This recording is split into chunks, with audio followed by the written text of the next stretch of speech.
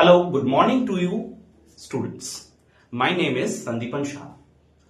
Today I will be teaching a very interesting concept about physics. And what is that? That is Newton's laws of motion. Now please understand, what do I mean by Newton's laws of motion? What do you mean by motion? If a body is moving with respect to its surroundings or with respect to time, then that is known as motion. While if a body is not changing its position with respect to its surroundings or time, that is known as rest. Yes? So, some laws needs to be formatted or some laws need to be made according to which these motions should happen. So, these motions were made, these laws of motions were made by Newton, Sir Isaac Newton. So let us understand what do we mean by laws of motion or Newton's laws of motion. So the heading for us today is Newton's laws of motion. Yes, sir. Now, please listen very carefully, because these laws are the fundamental laws of motion and the fundamental laws of physics. These are very important laws. And also please understand that these laws are the basis of mechanics for any physics student. Yes? Let us understand this. There are three laws of motion. Okay? First law. What is the first law saying? The first law is saying about inertia. Okay? So the first law is known as the law of inertia. The first law says about inertia. So let us understand inertia in a very delicate manner. And also separately. Okay, so what do you mean by inertia? Let us understand this. Please understand, inertia is an intrinsic property of any body. What do I mean by intrinsic property? Please understand, intrinsic property means when a body has some properties hidden inside. Okay, so please understand, suppose anger. Yes, anger is an intrinsic property of human beings. You just need to bring it out according to the situations that are there in your surroundings, right? So please understand that, let's say inertia. Inertia is also an intrinsic property of a body. Please understand, this is also an intrinsic property of a body. This is also an intrinsic property of a body. What does this property tell us? Please understand, this property tells us that if a body is at rest, it was at rest previously, then that body will continue to be at rest. Yes? And if a body was in motion, if it was moving, if it was showing movement, then that body will continue to be in motion. Yes? So please understand, what do you basically mean by inertia? What is the main crux of inertia? The main crux of inertia is that it tries to maintain the state it was already in. So please understand this. Inertia means the property of a body due to which it maintains its state. Yes, it tries to maintain its state. What do we mean by state over here? Please understand. State does not mean solid, liquid, gas. I'm not talking about those states. I'm talking about the state of rest or motion. Am I clear with this? I'm talking about the state of rest or motion. So please understand, there are two states basically regarding to mechanics. I'm saying state of rest or state of motion. Am I clear? So please understand, there are basically two types of inertia. Basically you can say even three. Number one, inertia of rest. Number two, inertia of motion. And what is number three? Inertia of direction. Okay, so let me write this down in the board. There are basically three types of inertia. Inertia of rest. Inertia of rest. Okay. Inertia of motion. Inertia of motion. And what is the number three? Inertia of direction. Inertia of direction. Am I clear? Now please understand, few books or few teachers may say that inertia of direction falls under inertia of motion. Now they are not completely wrong. Why? I'll explain it later. Let us first understand what is inertia of rest. Okay? Please understand, inertia of rest means if a body was at rest previously, then that body will continue to be at rest. Yes? Could you understand the idea? Please listen to me very, very carefully. If a body was at rest previously, then that body will continue to be at rest. It will not try to come into motion. Means it will not try to destroy the state of rest of itself. Am I clear? So let's say that let us take this marker which is lying on my hand right now. Yeah. Please understand, this marker, if it is at rest, then it will continue to be at rest until and unless I apply a force on it. Yes. If I apply an external force on it which must be unbalanced, then that force can destroy the inertia of rest of this body. If not, then this inertia of rest will not be destroyed and the body will continue to maintain this inertia of rest forever in its lifetime. Am I clear? So please understand, what do you mean by inertia of rest? Please understand, inertia of rest means if a body is at rest and it continues to remain at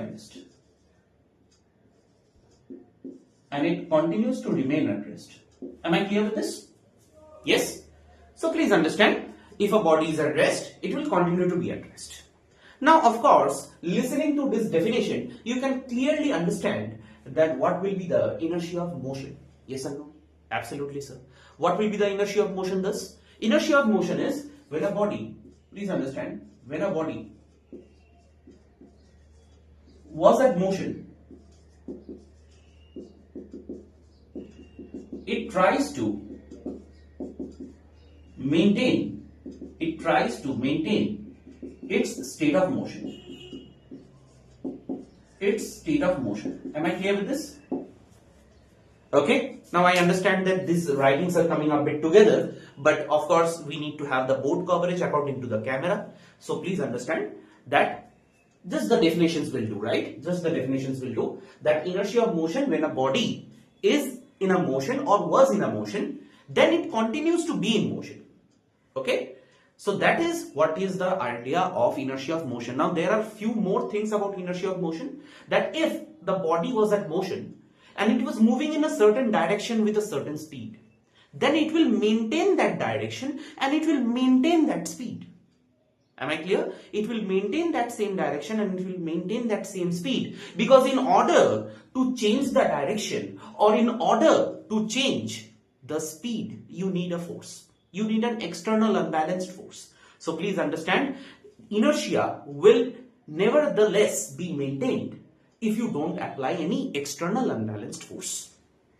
Okay, I hope that is absolutely clear. So please understand, inertia of motion must be in the same direction with the same speed.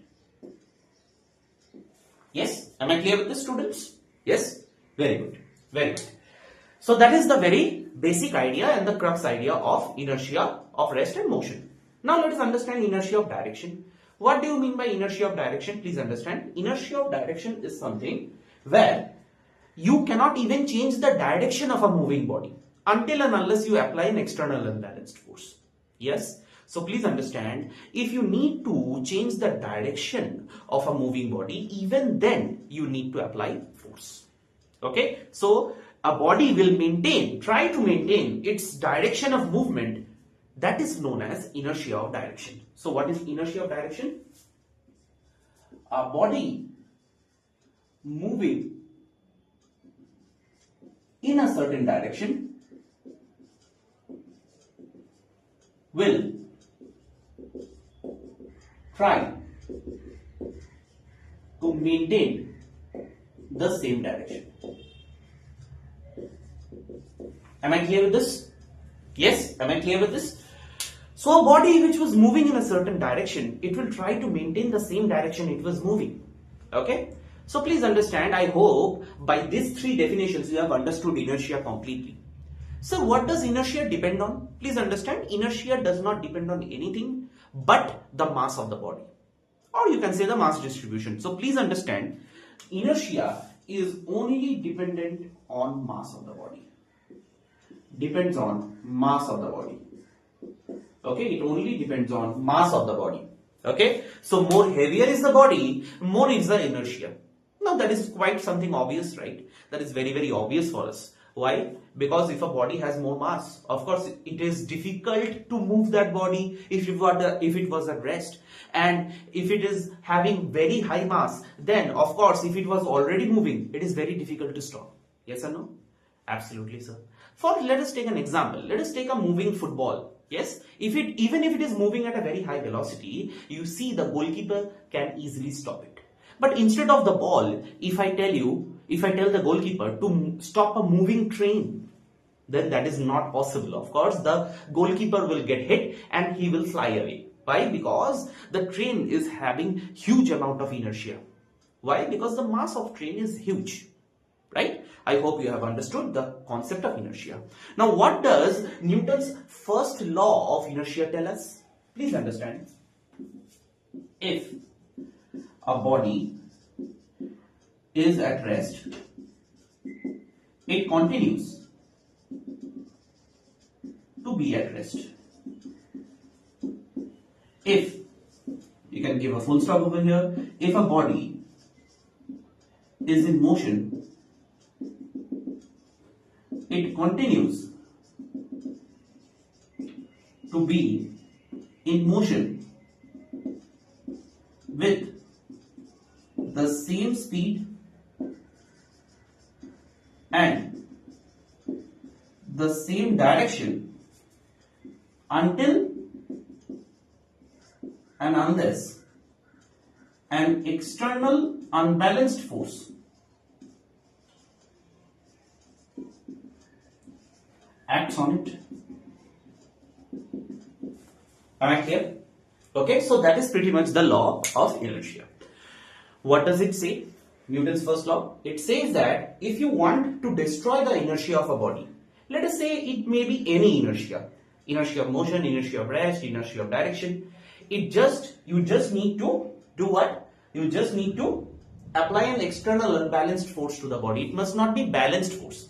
Okay, because if you apply balanced force, it will change nothing. Please understand, if a body is standing like this on the ground, right, let us say the mass is 10 kg, and if you apply 10 newtons from this side and 10 newtons from this side, yes, will it cause the inertia of the body to change? Let us say that it was at rest initially, u equals to 0, that means initial velocity is 0.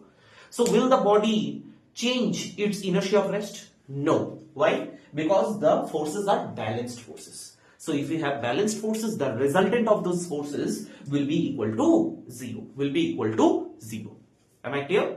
So that is the idea of inertia, that if you need to apply a force, it must be external force.